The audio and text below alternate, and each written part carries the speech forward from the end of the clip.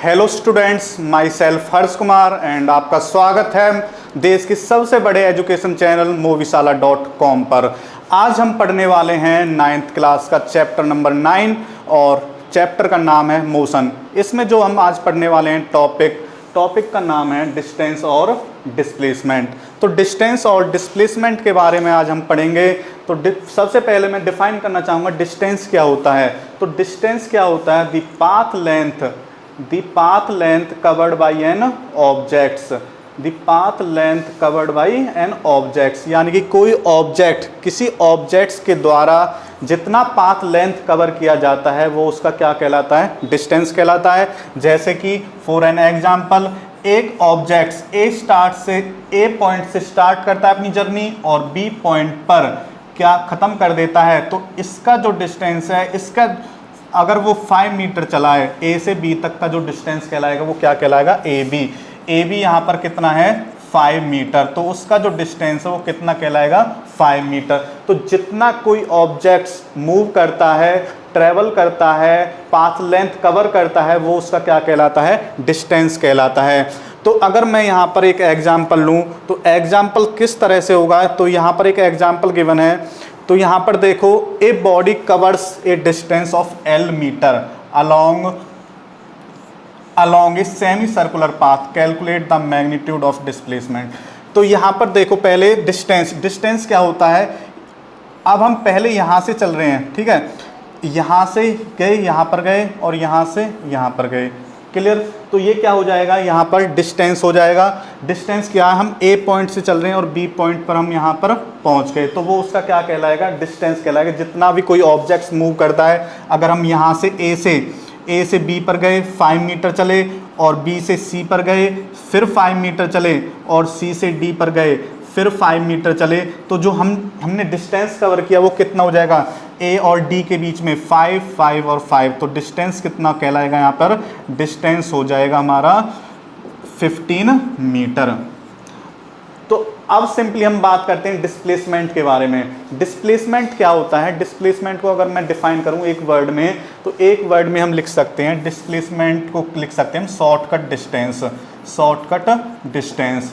यानी कि ये एक तरह का शॉर्टकट डिस्टेंस होता है from the initial point two the final point. Initial point और फाइनल पॉइंट के बीच का जो शॉर्टकट डिस्टेंस है उसे हम क्या कहते हैं? डिस्प्लेसमेंट कहते हैं। अब इनिशियल पॉइंट क्या होता है? इनिशियल पॉइंट होता है जहां से हम चलना स्टार्ट कर रहे हैं। और फाइनल पॉइंट क्या होता है? फाइनल पॉइंट होता है हमारा जहां से हमने चलना मतलब बंद कर दिया, हमारी जर्नी खत्म हो गई जिस पॉइंट पर, वो कहलाएगा हमारा फाइनल पॉइंट। तो इनिशियल पॉइंट और फाइनल पॉइंट के बीच का जो शॉर्टकट डिस्टेंस होगा वो क्या होगा? वो होगा डिस्प्लेसमेंट। अगर मैं यहाँ पर बात करूँ, हमने ये एक एग्जांपल लिया था, ए से बी हम 5 मीटर चले, बी से सी हम 5 मीटर चले और सी से डी हम 5 मीटर चले। टोटल डिस्टेंस हम कितना चले हैं? 5 मीटर। अगर हमें दोबारा ए पर पहुँचना है तो एक वे तो ये होगा, डी से सी पर आएंगे, सी से बी पर आएंगे और बी से ए पर आएंगे।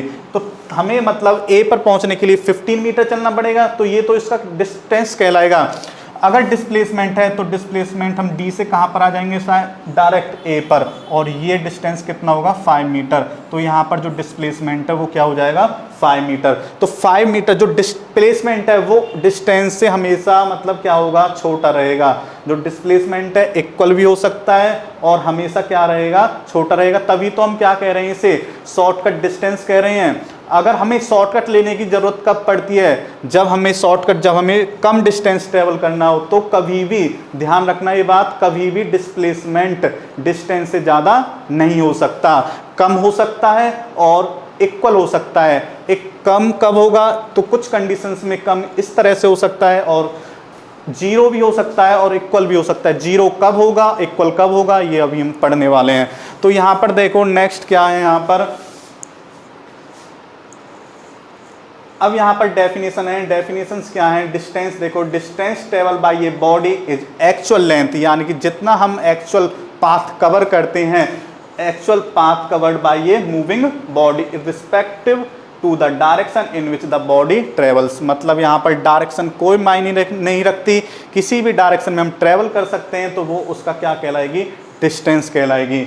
और डिस्टेंस कैसी क्वांटिटी है, स्केलर क्वांटिटी है। एक नंबर का क्वेश्चन आ भी सकता है भाई, distance is distance is scalar और वेक्टर क्वांटिटी। तो डिस्टेंस कैसी क्वांटिटी है, स्केलर क्वांटिटी है। अब कुछ बच्चे यहाँ पर कंफ्यूज होंगे कि स्केलर क्वांटिटी क्या होती है, तो मैं बता दूं स्केलर क्वांटिटी वो क्वांटिटी होती हैं विच हैव ओनली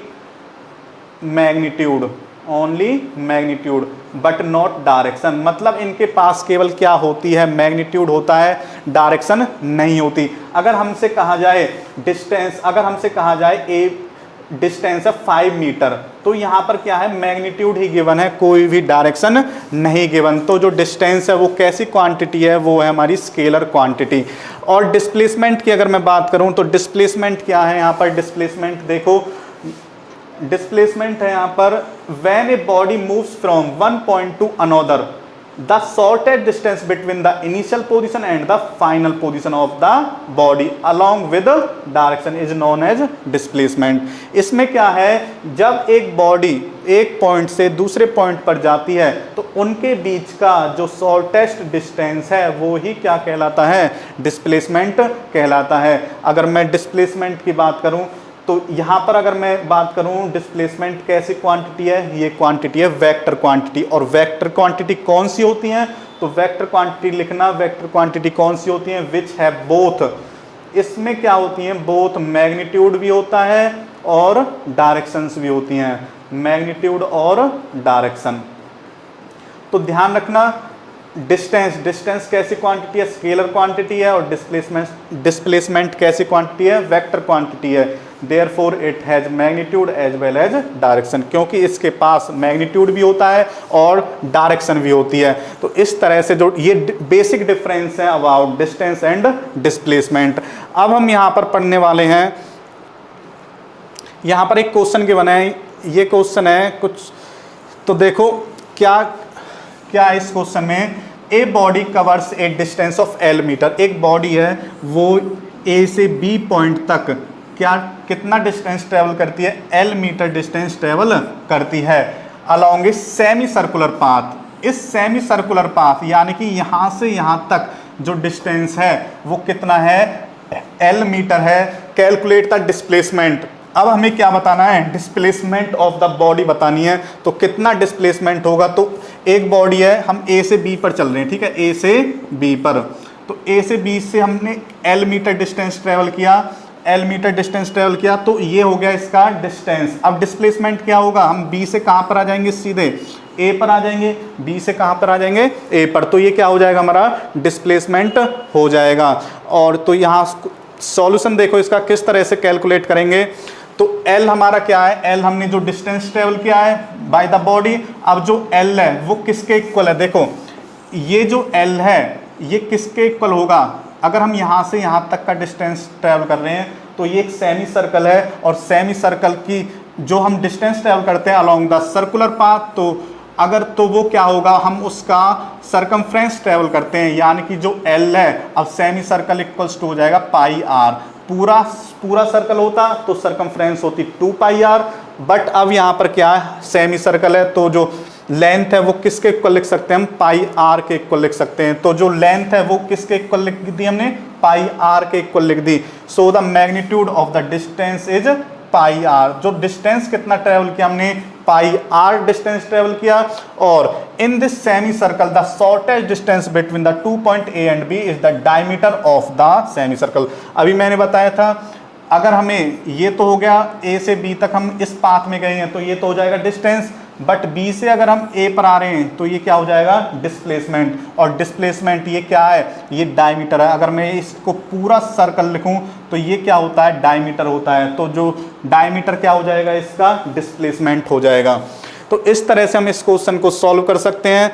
तो नेक्स्ट यहाँ पर देखो, ये हम डिस्कस कर ही चुके हैं, डिस्प्लेसमेंट क्या होता है, कैसी क्वांटिटी है, इसके बारे में यहाँ पर एक पॉइंट गिवन है। यहाँ पर क्या गिवन है, देखो नोट इंपोर्टेंट पॉइंट है, distance travel by a moving body can not be zero. मतलब डिस्टेंस कभी भी जीरो नहीं हो सकता। क्यों नहीं हो सकता, अगर एक बॉडी मूव कर रही है, यहाँ पे लिखा गया है मूविंग बॉडी, अगर वो रेस्ट पे होगा तो डिस्टेंस जीरो ही रहेगा, क्योंकि वो कुछ ट्रेवल ही नहीं करेगा। बट अगर मूविंग बॉडी है तो डिस्टेंस कभी भी जीरो नहीं हो सकता। नोट कर लेना इस बात को, डिस्टेंस कभी भी जीरो नहीं हो सकता। But displacement can be zero. Displacement क्या हो सकता है? जीरो हो सकता है। अब एग्जांपल लेके बताऊंगा किस तरह से यहाँ पर जो डिस्प्लेसमेंट है वो जीरो हो सकता है। तो यहाँ पर देखो, अगर एग्जांपल लिखना चाहो, एग्जांपल लिख सकते हो यहाँ पे सर्कुलर पाथ में क्या रहेगा? हमारा डिस्प्लेसमेंट जीरो रहेगा। या जब इनिशियल पॉइंट और फाइनल पॉइंट सेम हो, इनिशियल पॉइंट और फाइनल पॉइंट सेम हो, यानी कि जिस पॉइंट से, जैसे कि हम ए पॉइंट से चल रहे हैं, ए पॉइंट से बी पॉइंट पर गए, बी से सी पर गए और सी से डी पर गए और डी से वापस कहां पर आ गए? ए पर आ गए। तो जो हमारा डिस्प्लेसमेंट है वो क्या होगा? जीरो होगा। अब यहां पर इनिशियल पॉइंट मींस जहां से हम चल रहे हैं, ए से चल रहे थे और घूम फिर के हम वापस कहां पर आ गए? वापस ए पर आ गए। तो यहां पर इनिशियल पॉइंट और फाइनल पॉइंट दोनों क्या हैं? सेम है, दोनों ए हैं। तो यहां पर जो डिस्प्लेसमेंट है वो क्या होगा? जीरो होगा। तो मैंने एक क्वेश्चन और अराइज किया था इसी वीडियो में पीछे। वो क्वेश्चन क्या था? डिस्टेंस कब डिस्प्लेसमेंट के इक्वल हो सकता है? तो आंसर में लिख सकते हो when an object in an straight line, जब एक ऑब्जेक्ट सीधी रेखा में स्ट्रेट लाइन में मूव कर रहा है, यानी सी ए से बी तक हम गए तो डिस्टेंस 5 मीटर है, तो यहाँ पर डिस्प्लेसमेंट भी क्या होगा? 5 मीटर होगा। बट तो यहाँ पर जो डिस्टेंस है और डिस्प्लेसमेंट है वो क्या है? एक दूसरे के इक्वल हैं। और इस केस में डिस्प्लेसमेंट कितना था? जीरो था। तो डिस्प्लेसमेंट या तो जीरो हो सकता है या इक्वल हो सकता है डिस्टेंस के, या डिस्टेंस से कम हो सकता है। कभी भी डिस्प्लेसमेंट डिस्टेंस से ज़्यादा नहीं हो सकता। तो दोस्तों ये था आज का टॉपिक, डिस्टेंस और डिस्प्लेसमेंट। Thank you.